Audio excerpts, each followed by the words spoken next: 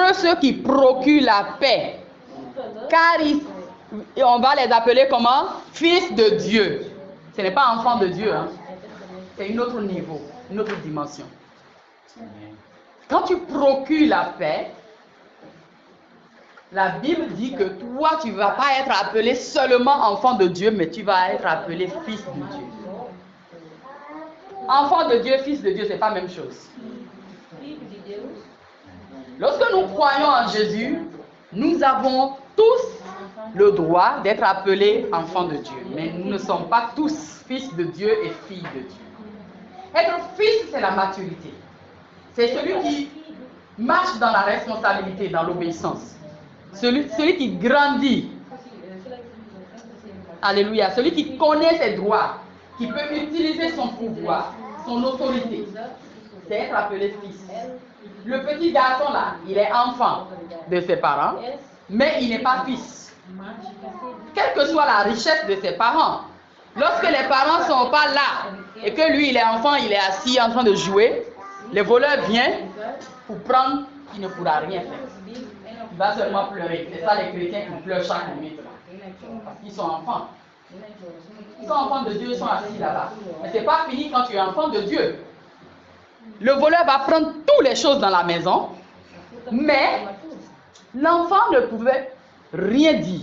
Mais quand c'est un fils, il est adulte, il est mature, il est à la maison. Il va dire non, ça c'est pour mon papa, tu ne peux pas le prendre. Pourquoi tu veux le prendre? Qu'est-ce qui te donne le droit? Est-ce qu'il t'a donné un message? Tu vois?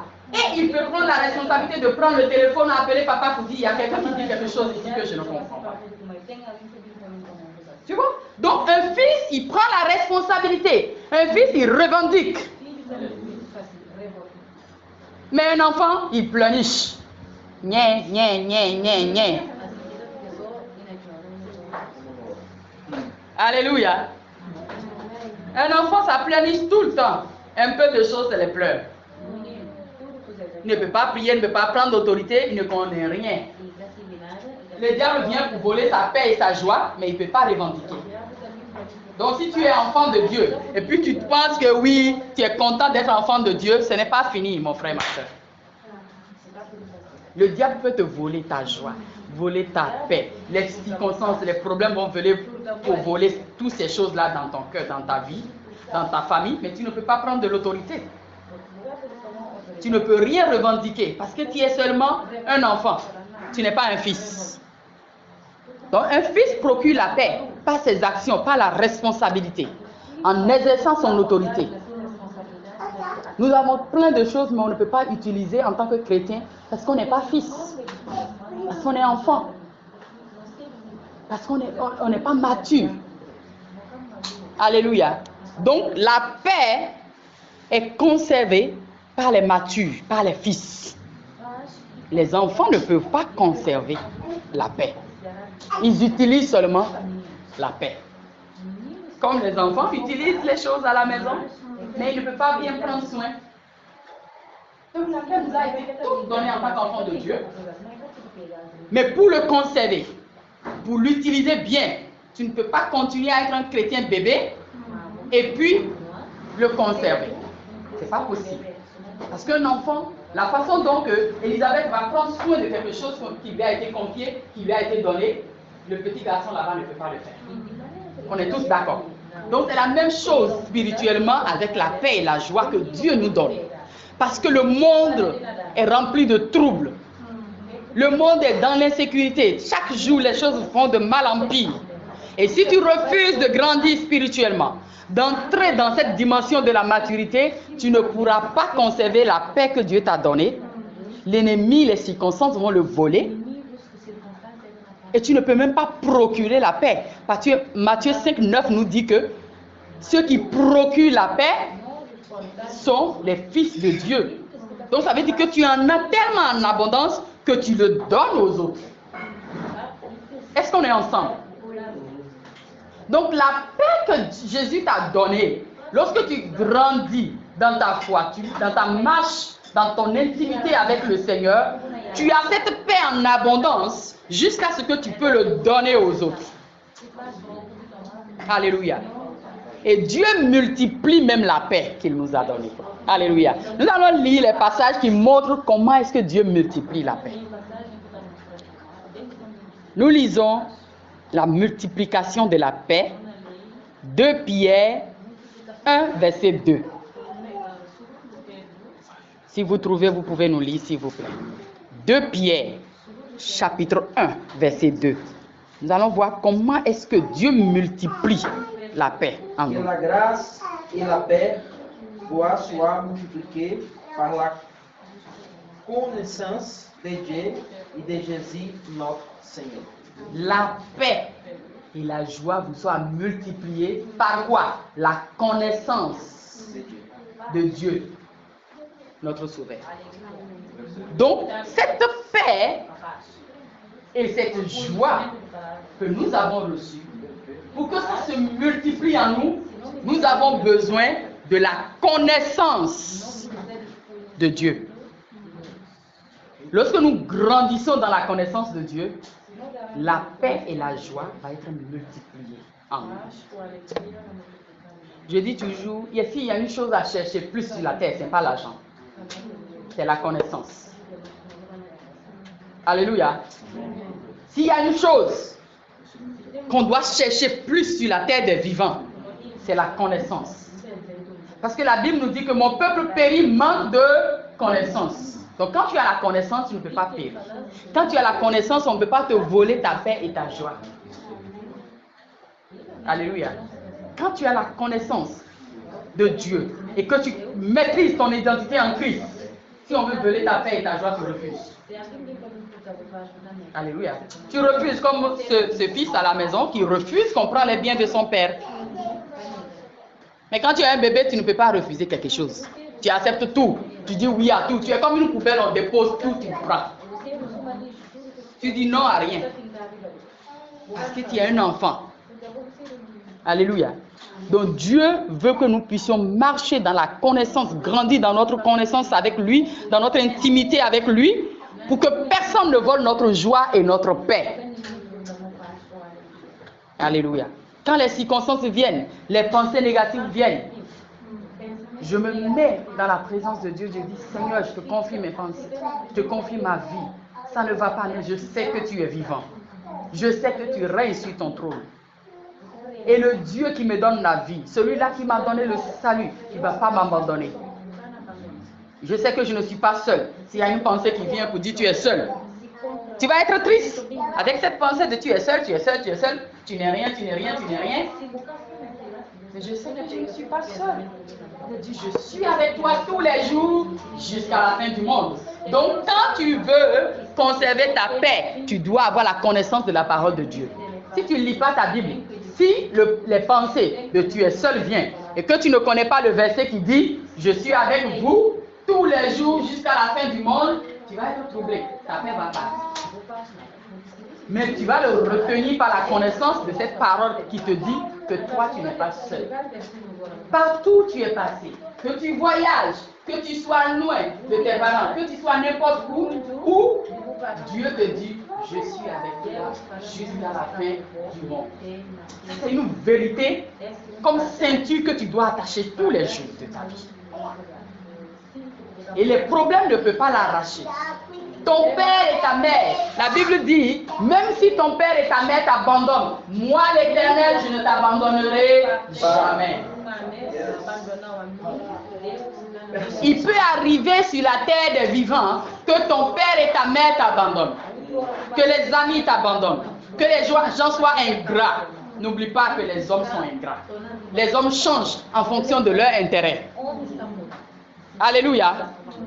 C'est seul Dieu qui ne change pas. Il dit même si les amis t'abandonnent, même s'il arrivait un jour, il y a plein des orphelins, n'est-ce pas? Personne n'a prié pour devenir orphelin. Alléluia. Ça n'arrive qu'aux autres. Ça ne va pas seulement arriver aux autres. Les gens qui sont orphelins, ils n'ont pas demandé ça. Ils n'ont pas prié pour être orphelins. Mais Dieu dit, même s'il arrive que ton père meurt, que ta mère ne vit plus, ou bien même s'il t'abandonne à cause de divorce ou bien de quelque chose, moi l'Éternel, je ne t'abandonnerai jamais. Et si cette vérité est en toi, la paix va se multiplier. La paix va grandir dans ton cœur. Tes parents peuvent faire des erreurs, mais Dieu ne fait pas des erreurs. Parce que nous sommes des hommes, nous pouvons faire des erreurs. Nous ne sommes pas parfaits. Donc tu dois mémoriser et laisser cette vérité de ce que Dieu est avec toi partout jusqu'à la fin du monde. Il ne te laisse pas, même quand tout le monde t'abandonne, même quand les gens ne te comprennent pas, même quand les gens te jugent, il est avec toi. Si cette vérité descend dans ton cœur, ta paix, pour voler ça, ça va être compliqué. Ça va être compliqué de voler ça. Pourquoi? Parce que tu as la connaissance. Et si tu n'as pas la connaissance, tu vas périr. Comme la Bible a dit, mon peuple périt, manque de connaissance. Proverbe 3, verset 2 aussi nous montre comment est-ce que la paix peut être multipliée. Cherchez à suivre des formations qui te fait grandir dans la connaissance de Dieu, va aussi maintenir et conserver ta paix. Il y a des gens, quand on dit école des disciples, fais une formation pour apprendre plus sur Dieu, tous les jours on va apprendre sur Dieu jusqu'à la fin du monde.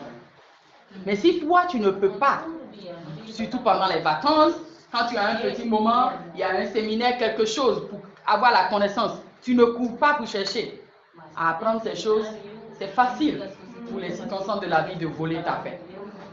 Donc voici un peu les astuces, les choses qui peuvent t'aider à conserver ta paix. Proverbe 3, 2. Lisez-nous s'il vous plaît, Proverbe 3, 2. Proverbe 3, verset 2. Car ils prolongeront les jours et les années de ta vie, et ils augmenteront ta paix. Augmenteront ta paix. Donc ta paix va être augmentée. Il faut avoir la connaissance que Dieu promet de multiplier ta paix, d'augmenter ta paix. Juste parce que tu marches dans la connaissance, dans la vérité de la parole de Dieu, ta paix va être augmentée. Ta connaissance augmente, ta paix va être augmentée. Ta connaissance en Dieu augmente, ta paix va être augmentée. Ta connaissance en Christ augmente, ton identité en Christ augmente, ta paix va être augmentée. Alléluia. On doit toujours chercher à augmenter notre connaissance en Dieu. Ésaïe 9, verset 6.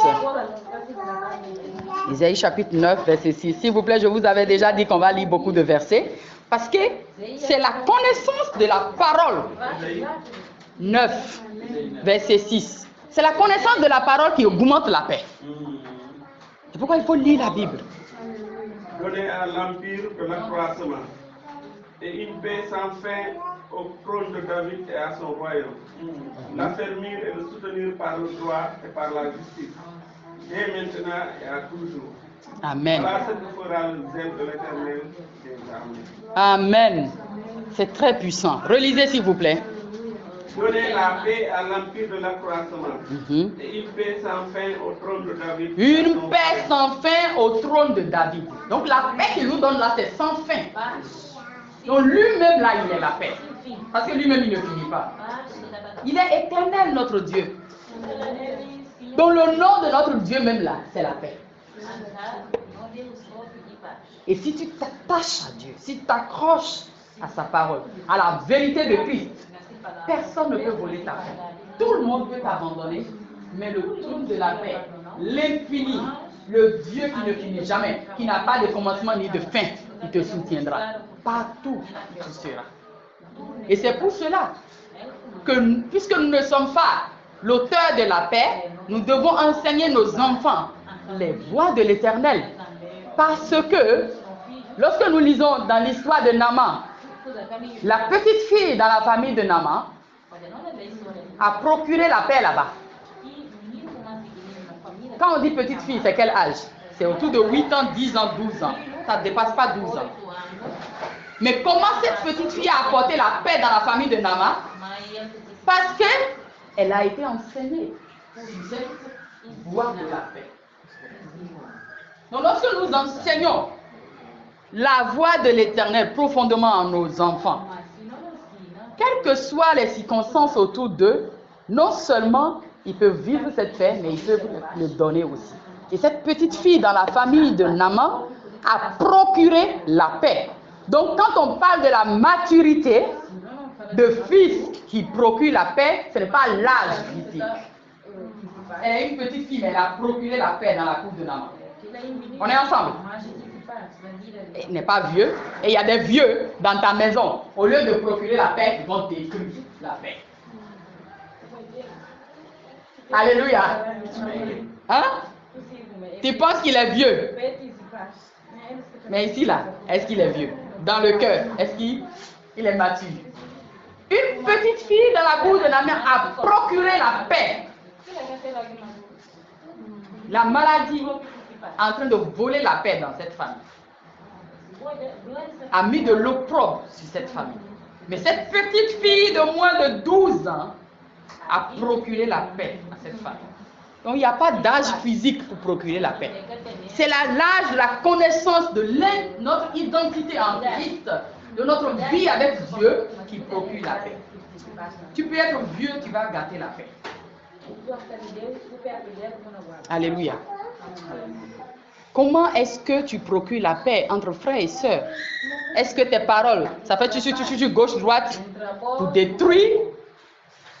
Ou tes conseils, tes paroles peuvent restaurer, réconcilier deux personnes? Alléluia. Quel est ton travail quand personne ne te voit, quand tu parles? Est-ce que tes paroles, tes actions entre frères et sœurs, dans la famille, dans l'église, dans la société, procurent la paix ou tu détruis la paix? Tu fais quoi? C'est la question que le Saint-Esprit veut que nous puissions tous réfléchir. Parce qu'il n'y a pas la question de l'âge. La petite fille de la cour de Naaman nous montre qu'on n'a pas besoin d'avoir cheveux blanches pour procurer la paix.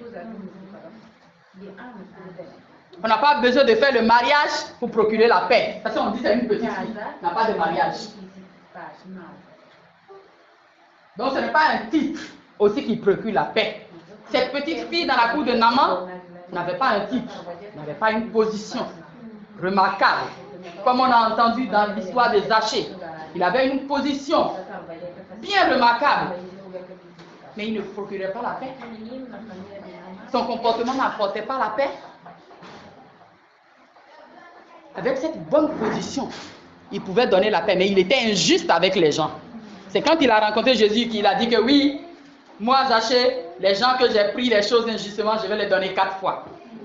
Monsieur Zachée, vous êtes âgé, vous avez une bonne position. Vous êtes grand physiquement, mais vous n'êtes pas mature spirituellement. Donc ce n'est pas une question d'âge. Mais cette petite fille dans la cour de Naaman peut enseigner à Zachée comment on conserve la paix. Alléluia. Ce n'est pas une question d'âge, ni une question de position, ni une question de titre. Pour ceux qui aiment bien les titres, les positions, les grandeurs, ça n'a rien à voir avec tout ça. Ça a à voir seulement de connaître Dieu, la connaissance de Dieu, de marcher dans l'obéissance et pour vivre véritablement cette paix. Amen. Voici un peu les choses qui multiplient la paix dans notre vie. Nous devons le garder, cultiver cette paix par notre intimité, notre connaissance en Jésus-Christ. Maintenant, nous allons parler